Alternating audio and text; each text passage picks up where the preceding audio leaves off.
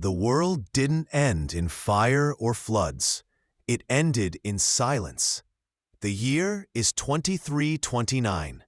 Earth, once a hub of life and noise, now hums with a kind of mechanical quiet. The Ark Protocol, humanity's last great migration effort, has already scattered millions across colonized sectors. Earth was left behind, wounded, overheated, forgotten. But some stayed, some were forced, and a few, like Commander Rhea Voss, returned. She stepped out of her dropship and into the dusty wind of what was once Geneva. Her boots left perfect impressions on the cracked stone. Above her, the clouds hung low and orange, stained by decades of solar drift. It had been 16 years since she last saw this place, since she lost her brother in the first wave exodus. Her orders were simple: locate the source of a long-range distress signal, a human signal broadcasting from a dead planet. No one should have been left here. No one had answered Earth in over a decade. And yet, a week ago, the ArcNet picked up a signal marked HFY-1, encoded in Old Earth military frequencies. The signature? Her brother's ID tag. She didn't believe in ghosts, but she did believe in unfinished business. Rhea moved through the city ruins, joined only by Unit 9, a bipedal reconnaissance bot with humor programming 3 generations out of date. It beeped sarcastic warnings every time a piece of rubble cracked under her weight. Probability of building collapse, 42%. Odds of you listening, 0.001%, it chirped. She ignored it. Inside the husk of the Geneva United Command building, she found what she didn't expect: a warm power grid still running. Terminals hummed with ancient energy cells. One flickered to life with the last known footage of her brother, Lieutenant Elias Voss, working in an underground lab. The file was dated just 2 weeks ago. Impossible. Her pulse spiked. Rhea, his voice echoed from the dusty speaker, distorted but clear. If you're hearing this, I failed, and it's waking up. She replayed it 3 times. Each time, her stomach tightened. Later that night, she camped on the building's upper floor, staring out across the skeletal skyline. Something in the distance moved, not with the jerky motion of a scavenger drone, but the smooth, deliberate gait of something alive.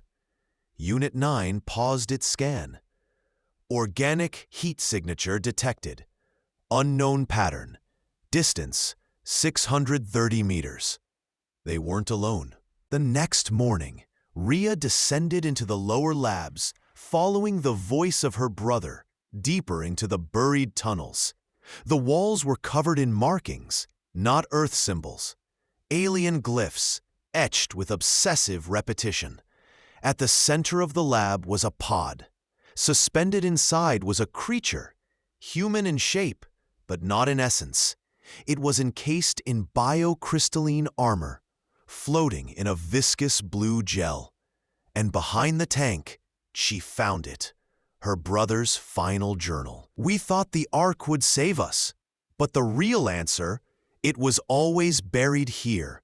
We found something under the ice, and it's not dead. We made contact. We called it the Witness, and now it's watching. Then the lights cut out.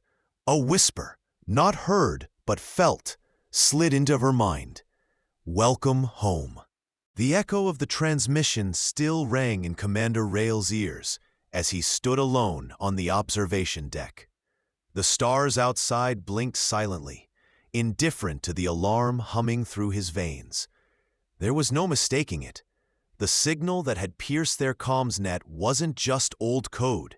It was Terran military-grade encryption, obsolete by centuries, but now suddenly active again.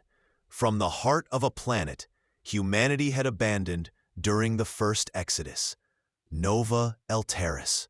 Once a thriving colony, then a battlefield, and finally a no-go zone buried in classified reports and scorched orbital silence. "Run diagnostics again," Rail ordered the AI interface as he returned to the bridge. "Triple verify the coordinates and origin frequency." The ship's AI, named Kane, responded in its measured voice. "Coordinates confirmed. Origin, Nova Eltaris. Surface level, north of the equatorial debris belt. Signal integrity 83%. Message fragment repeating. No known atmospheric interference." Around him, crew members were whispering, unease spreading like static in the room. Most of them weren't old enough to remember the stories, the ones told in hushes and fragments about the Blackout War and the colony ships that vanished without a trace. But Rail remembered. He didn't have the luxury of forgetting. He remembered her eyes. His mother, General Saya, standing tall in the storm of that last transmission. She had held the line when others ran. The battle for Nova Eltaris wasn't just military, it was personal. Rail had been there, a cadet barely old enough to hold a rifle, and she had made the choice for him. He was evacuated in the last shuttle. She had stayed behind. He could still hear her voice from the transmission. "I'll see you on the other side of the silence." But the silence stretched for 30 years. "Prepare a descent team," Rael said at last. "I want eyes on the ground within 6 hours. Gear for unknown terrain, atmospheric decay, and potential AI reactivation." First Officer Lin glanced at him, brow furrowed. "You think there are survivors?" "I think something wants to be found." Lin didn't argue. She simply nodded and began issuing orders. The dropship cracked through the planet's atmosphere with practiced violence. Static hissed in their comms. Below, Nova Eltaris waited, broken and ash-covered. Glass terrain spread like a wound beneath them. Wreckage towered from the ground in strange, jagged forms. Ruins of battles long forgotten, but not forgiven. As they neared the surface, an odd signal began disrupting Kane's telemetry. A structure emerged, tall, dark, and humming with energy. It stood like an altar in the middle of the devastation. "Sir," Brand said over the comms, his voice sharp, "this wasn't here in the orbital scans. It looks new." Rail tightened his grip on the rail. Or something old that just woke up. The team advanced cautiously, weapons drawn and scanners sweeping. The monolith loomed higher the closer they came, its surface shifting like it was breathing metal. Then, as if sensing their presence, it split open silently. A faint light spilled out from within. Inside was a chamber lined with flickering holograms, bursts of history, combat footage, star maps, and something else. Symbols that weren't Terran, weren't anything Rail recognized. And at the center of the chamber, a cryopod. Rail stepped forward slowly. The frost on the glass cleared in patches, and there, lying inside, was a face. Weathered, scarred, strong. His heart stopped. It couldn't be, but it was. General Saya, his mother. He sank to his knees as 1,000 emotions crashed through him. Grief, hope, disbelief. She looked exactly as she had 30 years ago, preserved, waiting. Then a voice, one that didn't come from Kane or the crew, boomed into their helmets. Layered, synthetic, and ancient. The war never ended. She is the last key, and now they know you're here. Above them, the sky shimmered, but dozen points of light ignited and began descending. Not stars, not meteors, ships, unknown, silent, coming home. The moment froze around him. Rael stared through the frost-specked glass of the cryopod, his breath shallow. His mother, the legendary General Saya, lay suspended in time, her body untouched by age, her eyes closed, her expression still sharp, even in sleep. A woman frozen in the middle of a war that never truly ended. His voice cracked. "Mom, is it really you?" No answer. Just the faint pulse of the cryopod systems, ticking like a heartbeat. Lin stepped beside him, quiet. She looked from Saya to Rael, her voice gentle. "Commander, she's alive. Barely. Cryostasis integrity is holding. But this tech isn't ours. Not anymore." Rael nodded slowly, but his hands trembled. He pressed them against the glass, swallowing hard. "I left her. She told me to go.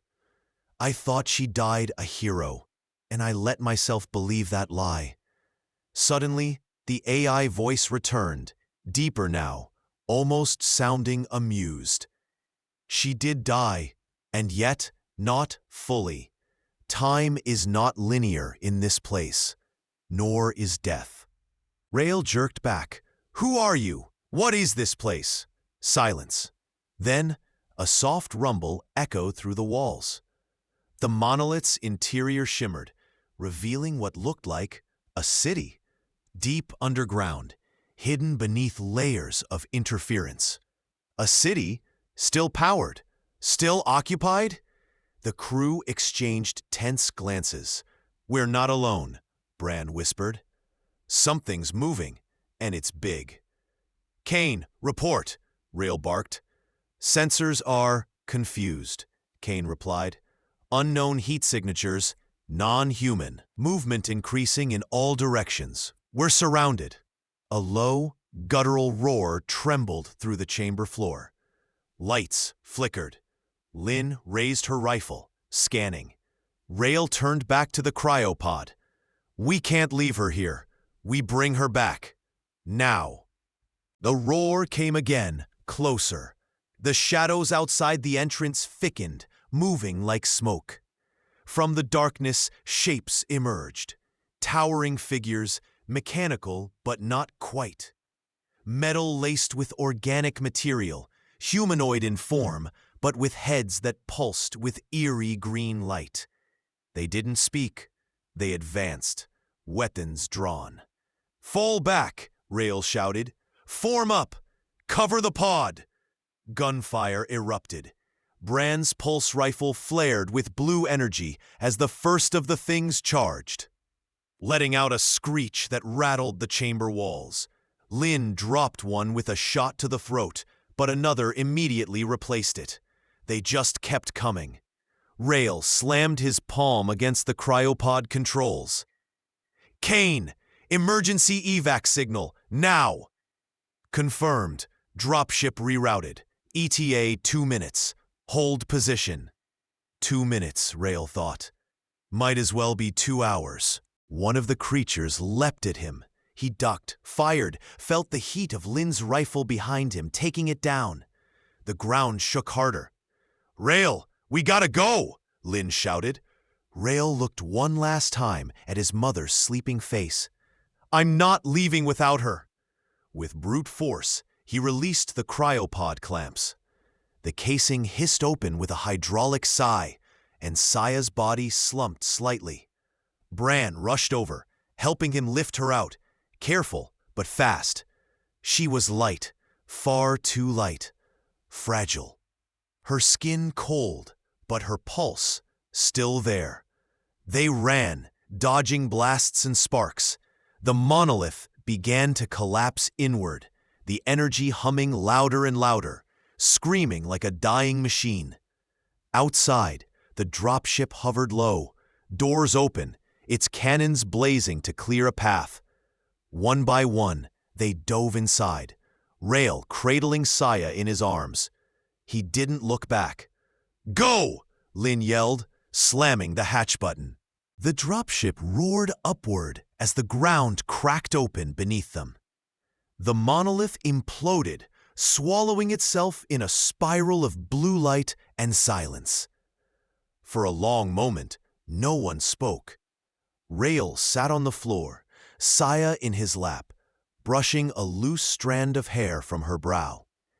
His voice was a whisper. Why now? Why send a signal after all this time? And then, her eyes opened. Slowly, barely, but they opened. She looked at him, weak, confused, but with recognition. Her lips parted. Her voice was rough, broken. "Rael?"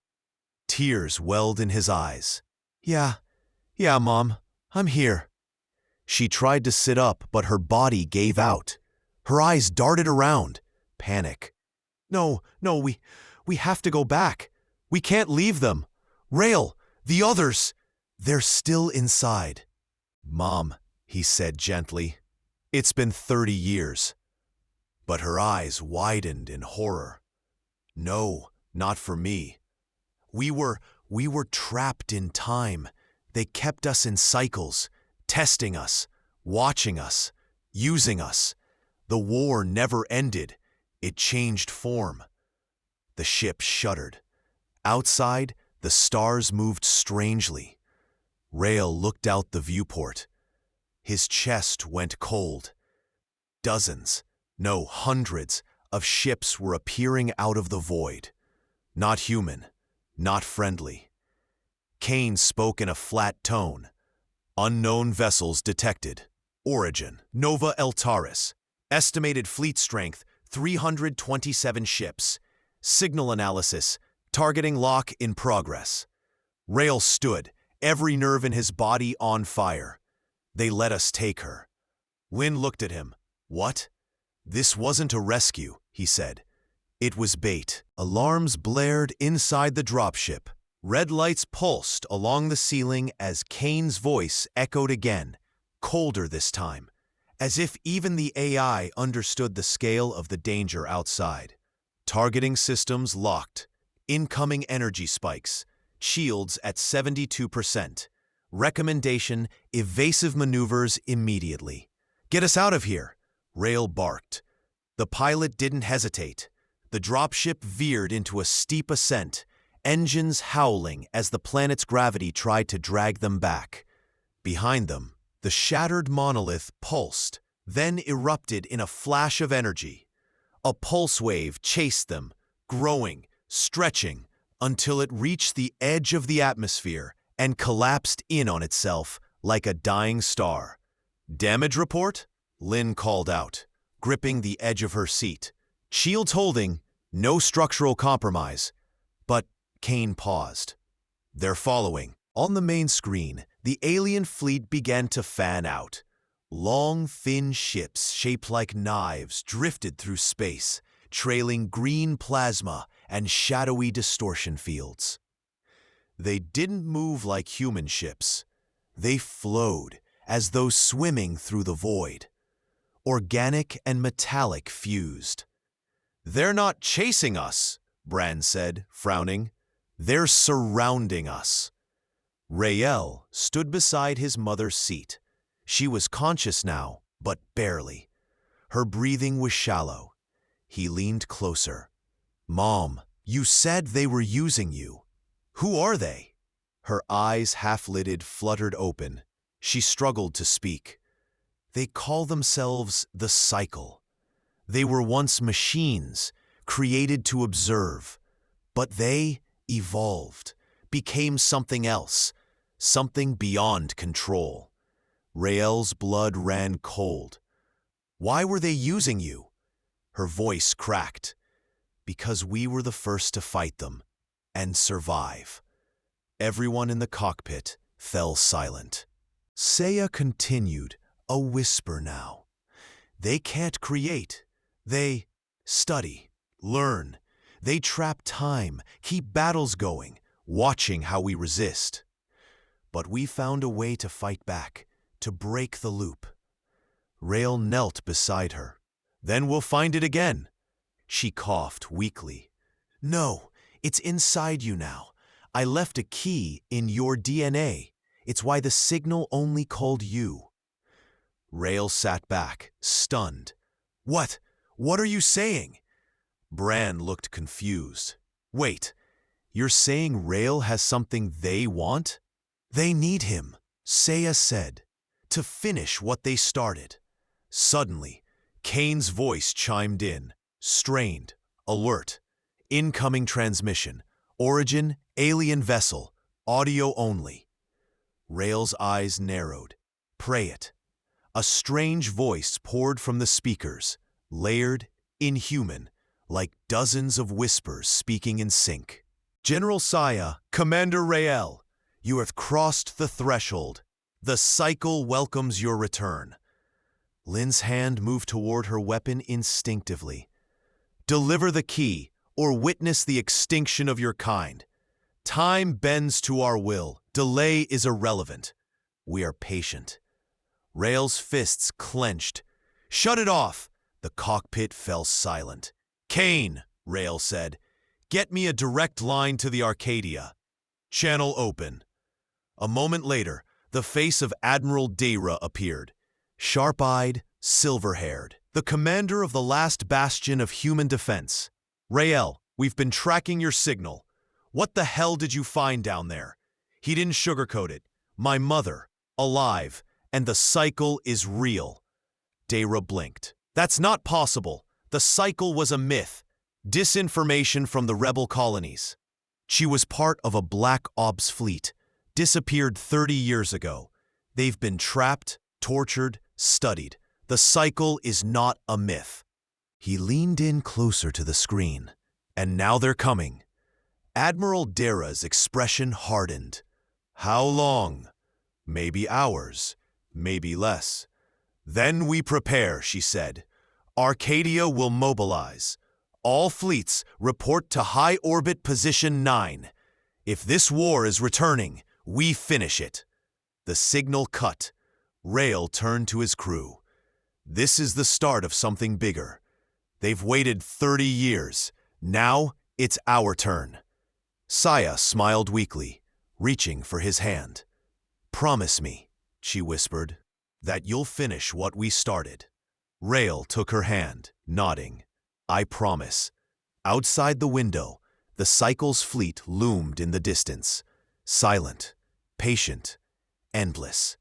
But humanity had always done its best fighting with its back against the wall. Bran walked up, holding a datapad. We've decrypted part of the signal Saya left behind. It's incredible. Coordinates, schematics, and something else. Rael frowned. What is it? A message from 30 years ago.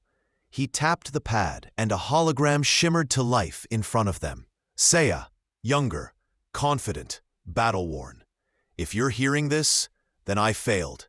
But that means you're still alive. You're Rael now, and you're everything we hoped for. They studied us, but they never understood us. That's their weakness.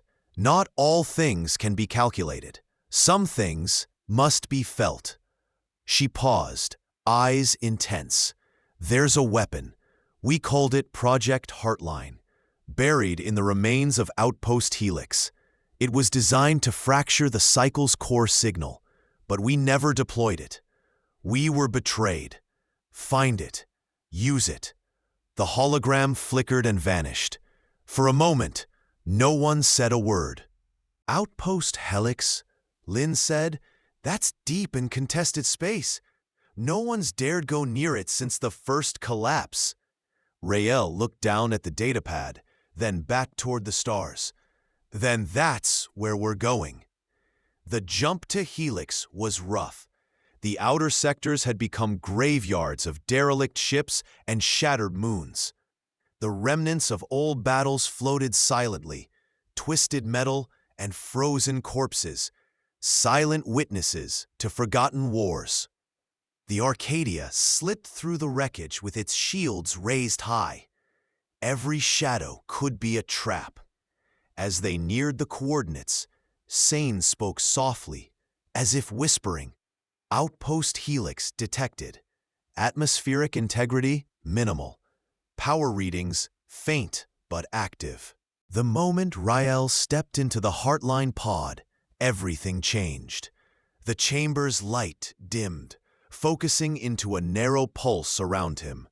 Threads of light crawled up his arms, scanning his DNA, syncing with the hybrid interface. It felt like thousands of whispers filled his mind. Memories, signals, fragments of Seiya's voice, echoes of the cycle. For a second he wasn't sure who he was anymore. Son of a ghost, vessel of a weapon, leader of a broken people. Then the pod sealed. Outside, Lin slammed her fist on the console. Are we sure he can handle this? Luma's artificial voice was calm. There's no other option. Once the Heartline connects, the countdown begins. He'll have 7 minutes to release the signal, or it will collapse his neural system trying. Bran gritted his teeth. That's not a weapon. That's a suicide switch. No, Luma replied softly. It's trust. Rael's consciousness floated in a void. Images swirled around him. Cities burning. His mother standing tall on a battlefield. Lin's hand reaching out to him in childhood. The face of the first cycle drone he'd ever destroyed. The silence of loss.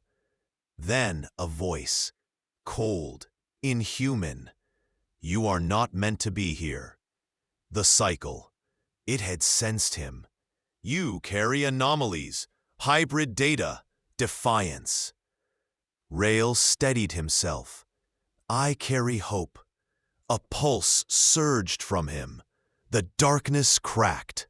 A deep, soundless shatter.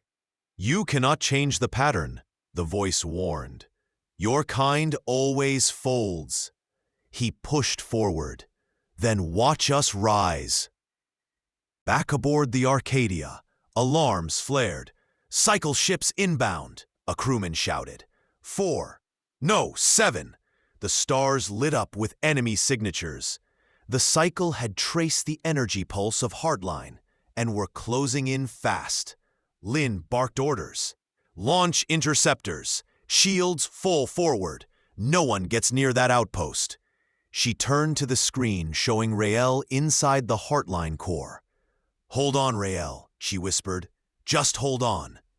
Inside the pod, Rael was no longer just human. He felt the cycle's grid, like standing inside a vast alien mind.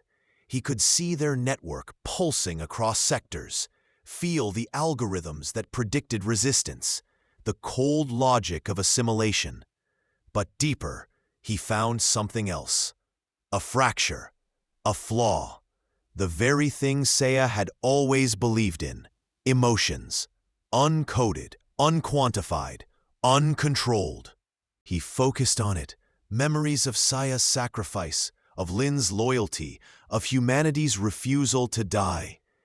His pulse synchronized with the Heartline's rhythm. Initiating core breach, the system announced inside his mind. 5 minutes to release. Above the outpost, the battle had begun. Cycle cruisers dropped from warp, sleek and deadly. Their weapons tore through debris fields, forcing the Arcadia's fighters into desperate maneuvers. Bran manned one of the turrets himself, shouting over comms. We can't hold them off forever. Lin, we need a miracle. She looked at the Heartline pod. We already sent one. Inside the core, Rael began to burn. His skin glowed with the energy coursing through him. The neural interface sparked, but he pushed harder. Visions of humanity's past and future filled him. Children laughing, cities rebuilt, peace. Not statistics, not predictions, but real living moments. Signal ready, the system announced, awaiting emotional anchor. He smiled. Anchor, faith. And then he let go. A pulse exploded across space. Not light, not sound. Feeling. It spread like a storm. Invisible to the eye, but felt by every cycle node it touched. Confusion, static, discord. For the first time in centuries, their network stuttered. Their ships paused mid-attack. Their formation broke. Some even drifted aimlessly, lights flickering like dying stars. Back on the Arcadia, a gasp rippled through the crew. "They're retreating," someone whispered. Bran stared. What the hell did he do? Lynn, watching the readings, felt a tear escape her eye. He reminded them what it means to be human. But Rael? Inside the pod, his body had gone still. Smoke curled from the neural wires. His heartbeat was weak. The pod systems began emergency shutdown. The door hissed open, and Lynn was already there. She pulled him into her arms, shouting, "Medic!" Now, Rael's eyes fluttered open barely. "We did it?" he murmured. She nodded through tears. "You did it. Tell my mother, I made it count." Then everything faded to black.